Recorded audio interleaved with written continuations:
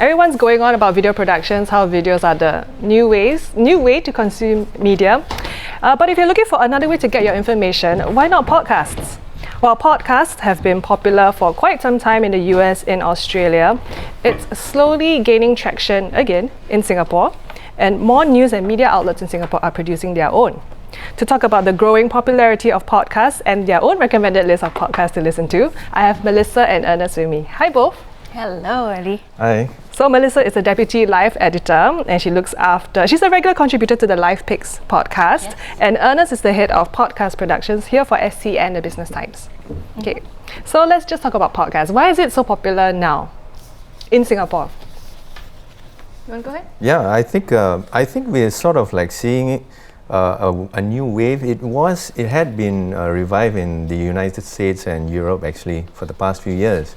I find that the trends are increasing in Asia, especially in China and South Korea and all that. Singapore actually is like the fourth biggest market for podcasts in Asia actually. And we found that out from research. And even in our own podcast when we started in March last year, 2018, I found that our numbers were actually starting slowly at the start of the year. But then I found that there was a real increase in February this year. And in the last 9 months, for example, we have seen a 300% jump in our downloads. We're now averaging more than 20,000 downloads a month. Yeah. For someone who is new to podcasts, can you tell me the difference between listening to a podcast versus listening to a radio show? It's really just an on-demand radio show. So maybe if you took a radio show and you cut it into a certain section and then you can play it whenever you want, that's really a podcast. And it's quite specific in terms of topics. So there are podcasts in all different topics, and we have a whole range of topics as well, just in ST, which we will talk about, I guess. Yeah. I mean, radio is live, and podcast, I would say, is more audio in demand. So if you don't have time to catch it live, you can always catch the episode. It's more or less like you can do it while you're on the go, while you're walking or you're exercising, you're listening. You don't have to listen to your favorite songs now. You can listen to your favorite podcast as well. Easy analogy, I think, is just TV versus Netflix. It's radio versus podcasts. Yeah. Yeah.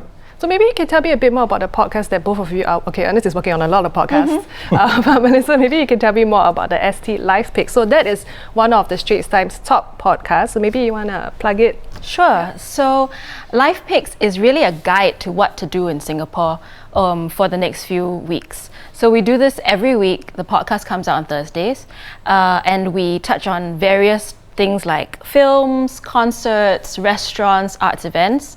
And so our journalists who are experts in their various fields will come onto the podcast and they will recommend what they think is good, what they've eaten recently, what they've seen recently, or what's coming up.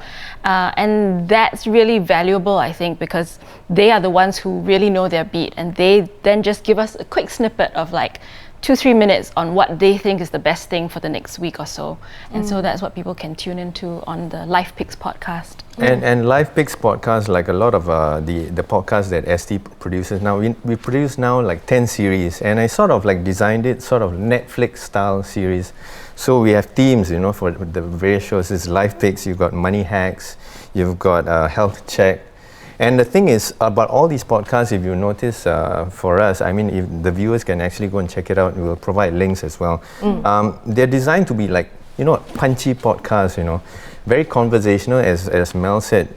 It's straight, the host gets straight to their content.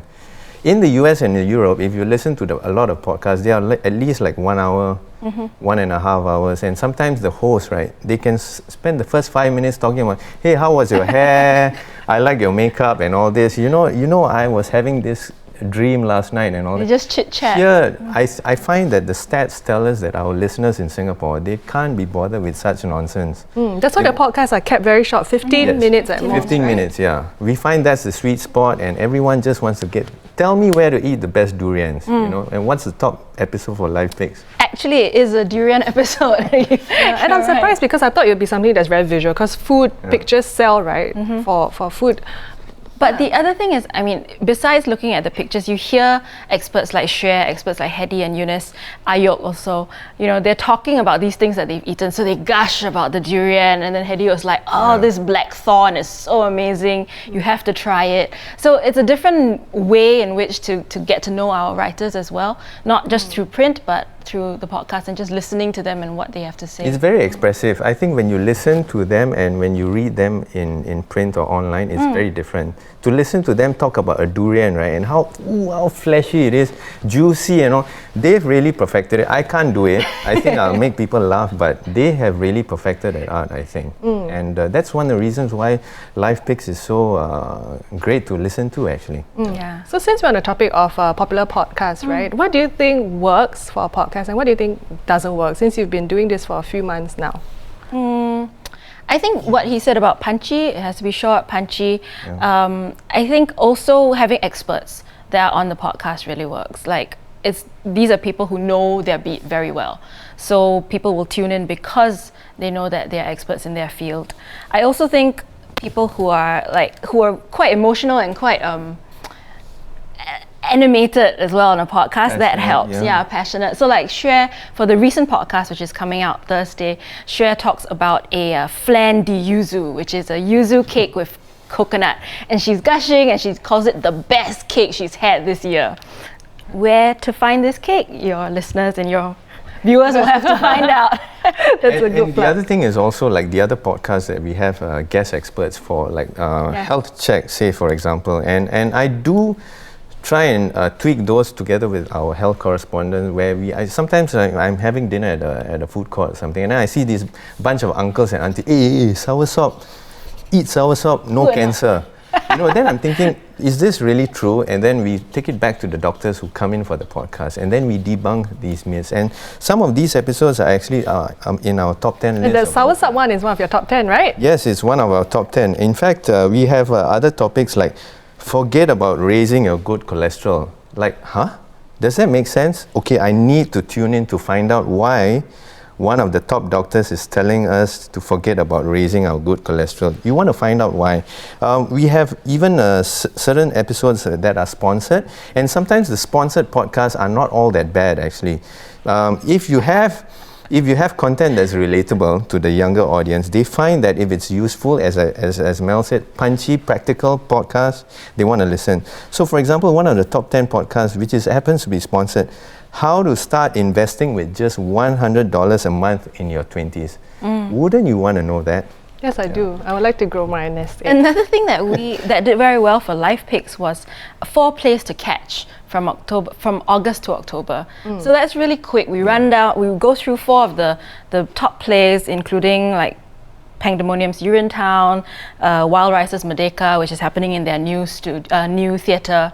So and then we provide the links. So you know, you hear from Olivier or which of our arts correspondents, you hear from them about these plays, and then you provide the links, and then people can just go and book a ticket right after they've heard the recommendation. So it's really practical and useful and efficient as well. We started with about 4 podcasters. I mean, myself, Mel, and 2 more were the original pioneer podcasters in the newsroom last year. Podcasters. Then now we've built it up to about like 20 podcasters, all different shows, and they range from the Straits Times to the Business Times to even the new paper as well. Yeah.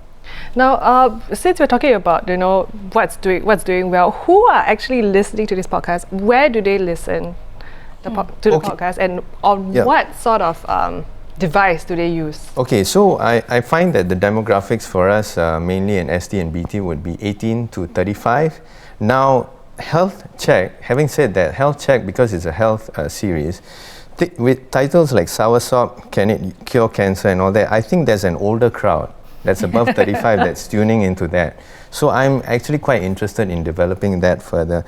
The other thing is that when we had the podcast, we wanted it to reach an international audience. So the idea is that you can consume Straits Times in different ways than you used to before. People have been reading the Straits Times since 1845.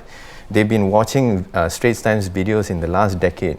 Now they have an option to listen to Straits Times content.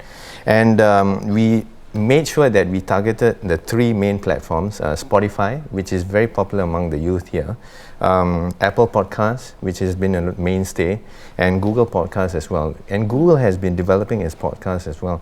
The other thing is that we find that 60% of our traffic comes from people using just mobile devices.